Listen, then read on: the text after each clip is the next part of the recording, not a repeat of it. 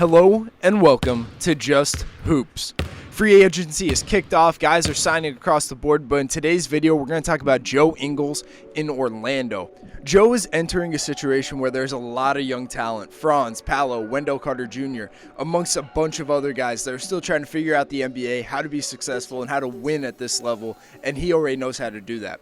To look at Joe's numbers over the last two seasons, yes, he tore his ACL, only played around 45 games a season, but he was still highly impactful. 7 points per game, 3 rebounds, 3 assists, highly efficient shooting, and he can come into Orlando and be a big-time impact both in the locker room and on the court. To start, let's talk about the shooting impact Joe can bring to Orlando. He shot 41.7% from 3 last year in Milwaukee, along with 39.9% on catch and shoot, and 45.7% off the dribble. We'll talk about off the dribble later in his shot creation, but Orlando shot only 34.6% from 3 last season, 36.1% on catch and shoot, and 29.2% on dribble three-point attempts. I think that Joe Ingles can come in right away and be a big-time floor spacer for Franz, Paolo, Markelle Fultz, Wendell Carter Jr., all these young guys to go out there, play their game, and have somebody to just stretch the defense a little bit more. We'll talk more about the playmaking, but when defenses close out on Joe, he's able to put it down and make smart plays out of that.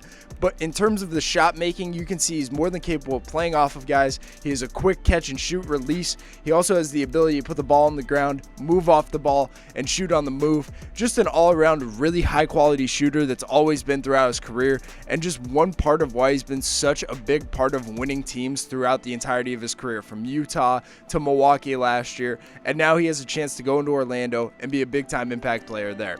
In terms of the on-ball stuff, you saw there with a handoff here, following in transition with a little toss pass back, just being able to make these plays off the bounce, being able to gather himself, have good feet, elevate, flow from the ground up, and knock down these shots at a high level. He can have the ball in his hands and allow Paolo and Franz to play off of him, and allow Wendell Carter Jr. to be a great screener and pick and pop threat moving forward with him in the lineup. And lastly, Joe Ingles is a master in the pick and roll. When he comes off a screen, he is more than capable of knocking down the shot off the dribble and making the right pass. So the way he's able to play out the pick and roll will definitely add a new level to Orlando's offense. But to parlay that into playmaking, his passing ability is honestly incredible. His court vision, the way he scans the floor, the way he's able to deliver the ball both over his head with one hand, bounce passes, cross court, just an incredible passer. And then he just has the understanding and knack for the game to know where the openings are and get the ball to his teammates in a fashion that allows them to go make a play.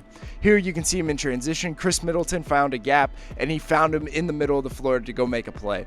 Here you'll see against the zone, he throws a tough one-handed pass to the middle of the floor. Just things like this will allow Franz, Paolo, and the rest of the guys in the lineup for the Magic to go out there and excel, play off the ball, and go make high-level decisions, both whether they're in action or just flowing. And then when it comes to the pick and roll, we talked about it a little bit, but Joe Ingles is a master. He averaged 1.118 point per possession last year in pick and roll plus passage, which is in the 91st percentile, resulting in 51.6% field goal percentage and 62.9% effective field goal percentage. Last year in Orlando, the pick and roll plus passes was only 0.983 point per possession, 46.7% field goal percentage, and 52.9% effective field goal percentage in the pick and roll. I think that Joe Ingles can come in right away and instantly boost the pick and roll attack, and also have the potential of helping Franz, Fultz, Paolo, the young guards Anthony Black and Jet Howard learn the pick and roll at the NBA level and go out there and be able to make plays happen with the ball in their hands just because they're seeing his example on a daily basis. Joe Ingles does a tremendous job at being patient, poised, allowing the defense to make the decisions for him, not being too rushed when coming off a screen. I think all these little tricks of the trade will definitely be teachable moments for the young guys, like having Franz and Paolo learn how to control the ball and also have them as screeners. The variety of actions will be awesome to watch, and I think Joe Ingles just will open up another level for them. And lastly, we got to talk about his defensive grit and impact. He's not the same defender he used to be earlier in his career, guarding the likes of Paul George in the playoffs, but still he can go out there and be a highly impactful guy at this end of the floor. You can see throughout these clips that he was able to switch on to Jimmy Butler, Jaylen Brown, Tobias Harris. Guys that could score at 3 levels were highly impactful offensive players, and he was able to take those matchups head on. You can see he does a great job when he's in a stance at being active. He does a really good job at being physical on his slide, taking those bumps to the chest and not moving off of his ground. Here against Jimmy, you see him staying solid, cutting him off, forcing the tough 2. Just overall doing the little things. He's able to move really well laterally in spurts. He understands when he gets beat to turn his hips, have hot hands, and make it more difficult for the offensive player to go out there and make a smart under control play. He's guarding, he's active with his hands and swiping at it when he has the opportunity, and he contests without fouling. He didn't foul much throughout his career, and in the last 2 seasons he did a really good job at just being solid, fundamentally sound, and just going out there and making the right play, winning play at this end of the floor.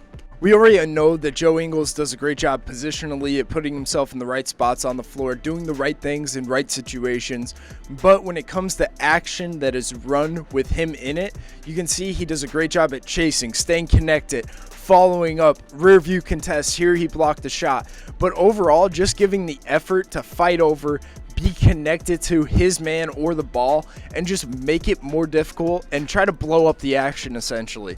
He just gives the effort necessary to make it difficult for offenses to get flow in their action, get the right looks that they want, and also just get the quality of look that they're looking for in these actions. Here against Michael Porter Jr., forcing the step back, having that contest, just doing the little things that result in winning as an individual and team defender. The Orlando Magic this offseason started off by bringing in Joe Ingles. Why would they do that? They're bringing in an 8-year vet, a guy that has seen winning, a guy that could space the floor, make his teammates better, and just do the right things that result in winning. I hope you guys enjoyed this video, learned something about Ingles, his game, and how he can fit in Orlando. For more content like this, please like, subscribe, and share, and we'll catch you in the next one.